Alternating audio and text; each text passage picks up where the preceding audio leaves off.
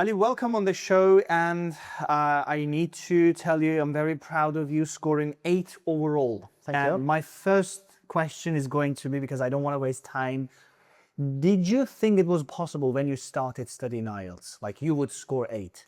Okay, for me personally, I thought in the back of my mind that getting an 8 would be possible, but there was also a bit of insecurity because I didn't know anything about the IELTS in general. I had never done any mock tests. I just heard of it. And when people would ask, oh, Ali, you seem to be pretty good at English. How much do you think you would get? I'd be like, oh, well, yeah, I get an 8. But in the back of my mind, I was, would I? It's a bit of insecurity because you don't really know, you haven't prepared. But after I did prepare, I thought more, oh, I think it might be possible. But, you know, you still might not know. Anything can happen. And after I did, now I'm a bit more hungry where I'm like, oh, well, now I could have gone an 8.5. So it's like you keep trying to one-up yourself every day. Okay. You've got perfect listener score, 9. Yep. What helped you? Okay. For the listening, it was mostly just, again, mock exams, doing constant mock exams. For me, I prepared for like 1 month, I think, but doing 1 mock exam every day helped a lot. 2, doing a bit of note-taking in the back. Let's say I usually have a second monitor where I take notes, and taking notes such as, oh, well, in this specific part, when you hear it, start paying attention. Because in the listening, it's a bit different than the other portions of the IELTS because it constantly tries to get your attention. If you miss even, I don't know, 2 or 3 seconds, you could miss the answer to a question, which is really bad. But having constant attention really helped. Okay. What would you regard as the hardest part of the entire IELTS test? The entire IELTS test, I think it varies from person to person. Okay. For me personally, I would say writing, not that it's like hard. It's hard to get a really, really good score. Like getting a casual 7 or even a 7.5 might be normal, but if you're trying to break into the 8 to the 9 portion of writing, from what I know, it's very hard, from what I've seen, because they require you to basically write as if you're writing some, I don't know, documentary for a movie. They require you to be very observant, which is an entirely new skill you need to learn. So for writing, you need to learn more skills than you would expect. Speaking is more or less just, know that there are these 3 portions, be able to answer them. It's a formula that you learn as you do your mock tests. I see. Well, achieving 7 overall in writing is quite remarkable. I'll definitely be honest with that. But my question, we've got 2 tasks, task 1 and task 2. Yeah. Which one did you find the easier one and the harder one? Task 1 is definitely the easier one, mostly because it's very formulaic to the point where, oh, well, you have a bar chart, you have a pie graph. Once you do a few of those, you basically get the gist of it. It's more or less just having muscle memory for the exam itself, right? For task 2 is very creative. It's actually, I actually like it a lot because it's less formulaic than the other one. Whereas, I give you this question, not telling what you actually know about the topic itself. And one thing I like as well is it doesn't let you actually say nonsense, if you get what I mean. They actually check what you write, if the sources you put are actually correct. Like for me, the question was something like, well, in these small communities, how does fast food affect them?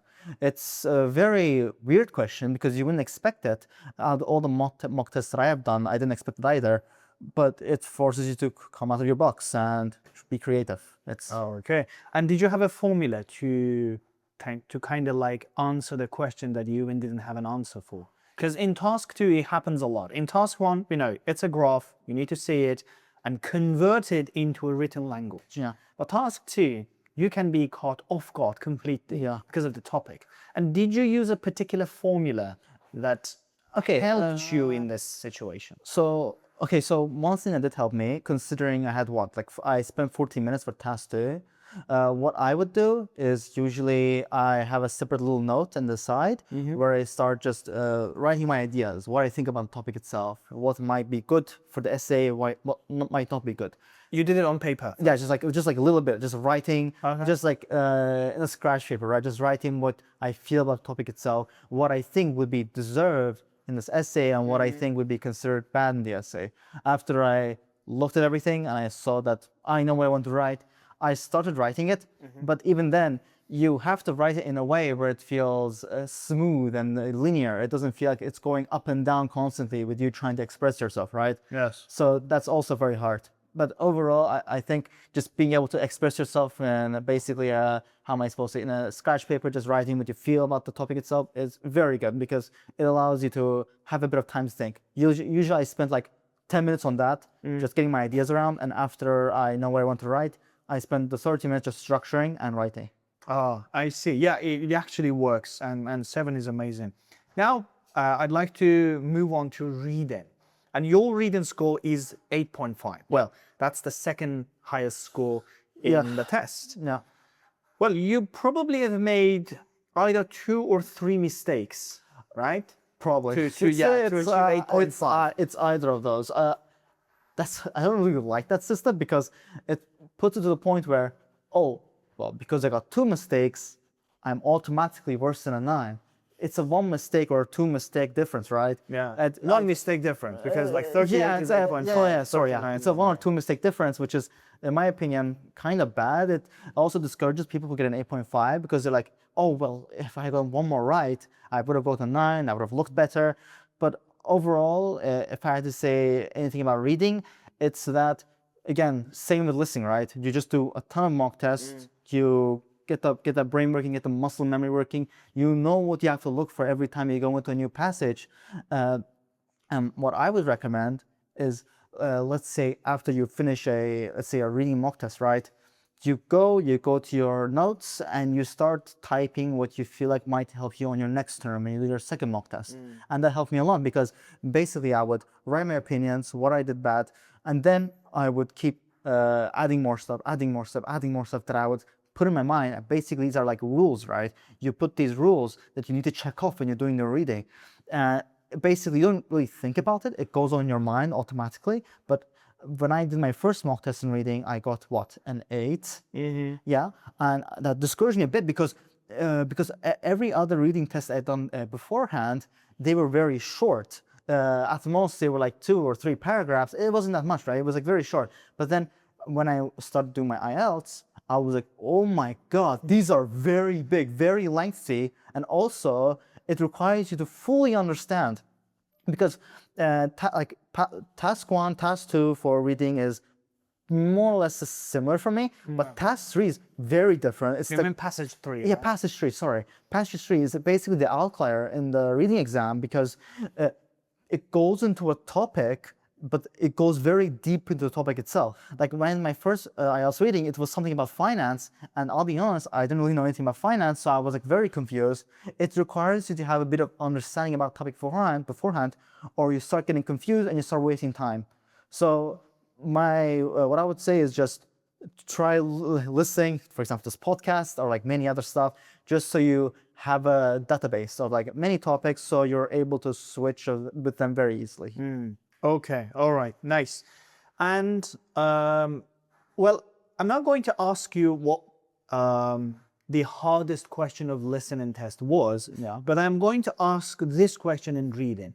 What do you think was the hardest, most challenging question in the reading test? In the reading test, what was the hardest challenge I faced, you're saying? Yeah, what was the hardest question type? Was it true, false, not given, yes, no, not given? What it was? I think, okay, for me, those are very much the same in what I think, but what changes it is the actual passage itself. It could be a passage I'm not very familiar with, so then you start asking me true or false, or give or not given, and then I start getting confused a bit because I don't really understand the passage that much, I don't really feel with it. One more thing that's a problem for me when it comes to these passages is that if I'm not very fond with the passage itself, I tend to get a bit lazy. Yeah, okay. It's just a personal thing of mine where like if the topic that I'm reading isn't really interesting, I don't really get invested into it. And so when I was in the IELTS, I had this one topic about flowers and I was like, oh, this is very boring. I don't like reading this. Okay. I don't like reading this. So basically what I would have to do is I would have to force myself to like the passage so that I could actually do the questions themselves. But overall, I think the question type is not really the problem for me, but the actual topic itself that changes up. Wow. Yeah. Okay. So if it was a topic that you liked, It'd be very easy for me. If it's a topic that I like, I can actually sink my teeth into it, right? I get to actually, I even ask questions to myself. Oh, I should maybe do a bit of research about this later after this mock test. Like I actually invest in the topic itself, and I want to actually read it more.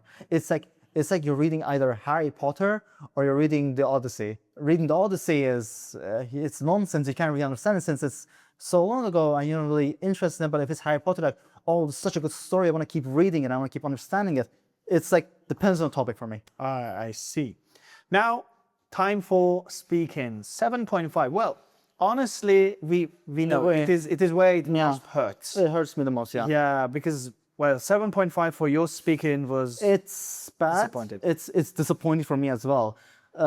It's something that I can't really put myself down over because it happened. What can you do?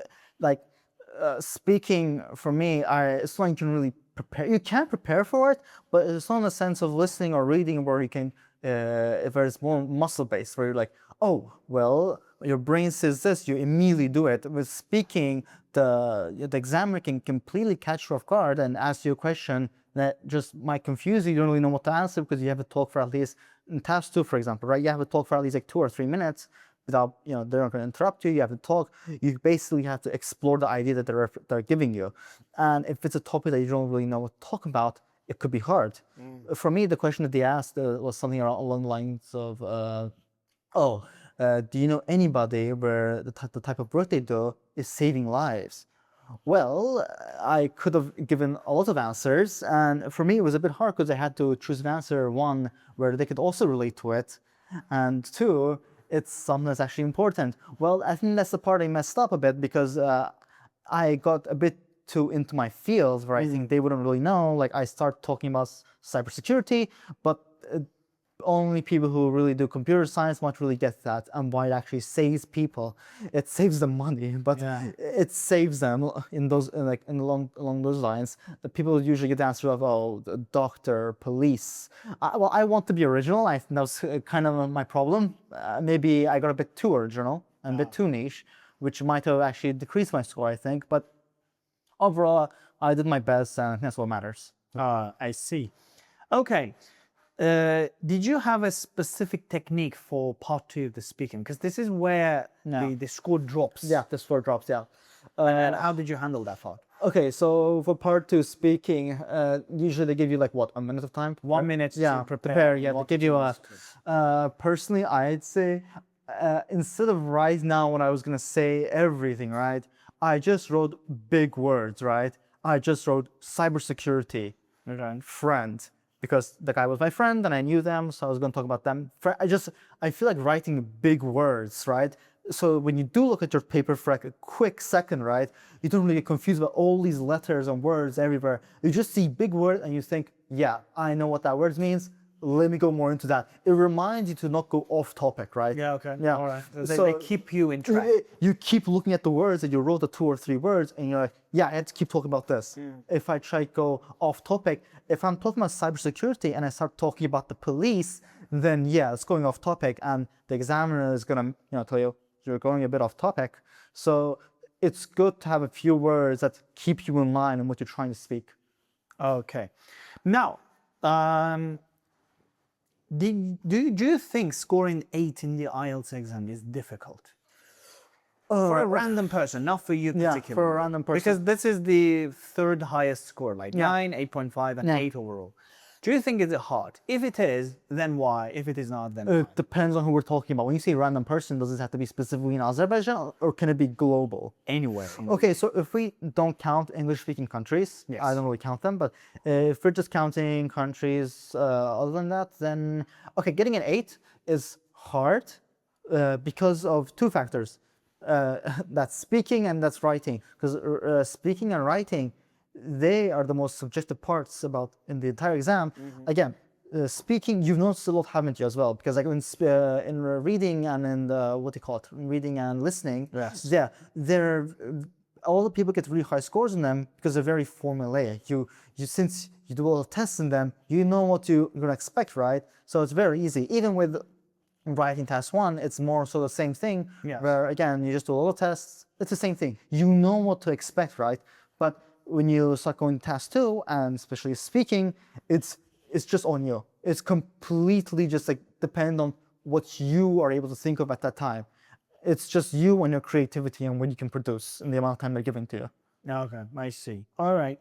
And your advice, your final advice to people who watch you, who want to follow you, because like 8 is an amazing score for a candidate, and we know that you are not a teacher. Like, if it was me, okay, I'm a teacher, I have to school, but you're a candidate, so what would be your advice for people who are listening to you now? As a candidate, my advice would be 2 advices. 1, take notes. Please take notes. They really help because In which sections? it can be all. It can be any section. Just take notes. It doesn't matter what you're doing. If something comes to your mind and you think, oh well, if I do this, I'll do a bit better. It can be a bit better. It can be a lot better. Just write something down. So, but let's say you're about to go to the exam 1 day before, you can quickly look at it and remember, oh yeah, I remember that this thing helped me. You mean study notes, right? Yeah, Like study notes. Yeah, study notes. Like for me personally, like 1 or 2 days before the IELTS exam, what I did was I just quickly opened Microsoft Notes and I just wrote down blah, blah, blah, what I thought, what I think I could do, what words I should use. Just a quick study sheet for myself. Not ones that teachers give you. Teachers give you study notes that they think will do well overall.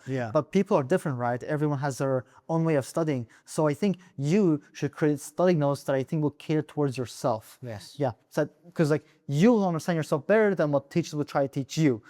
You know yourself the best, right? So just write notes whenever you think is possible. And it doesn't have to be IELTS. It can be anything when you're preparing for an exam. It can be anything. Just taking notes is very important overall. And 2, take mock tests. Please take mock tests. Practice tests. Practice, yeah. Take them as much as you can. Even for me, when I thought I knew English, mock tests helped me a lot about just learning how the IELTS goes overall. Basically, I wasn't really surprised when I went to IELTS because I had done so many mock tests. I might have done mock tests for like 2 or 3 weeks, but I had still done many to the point. I had done like 20 or 30 by the time I went to the exam. So by the time I went, I was like, yeah, I know what to expect. I'm confident in myself because when you do mock tests, the many more you do, the more confident you become in yourself. So when you actually go to the exam, you're like, I know what I expect. I'm going to do great. Whereas if you hadn't done mock tests and just went in like, I don't really know what I'm going to expect, but I'll try my best. One sounds more confident, the other sounds more unconfident. So doing mock tests, 1, it isn't just teaching you the muscle memory of the exam itself, but it also gives you confidence, which is really important in my opinion. Perfect. Thank you very much. Thank you very much. No problem.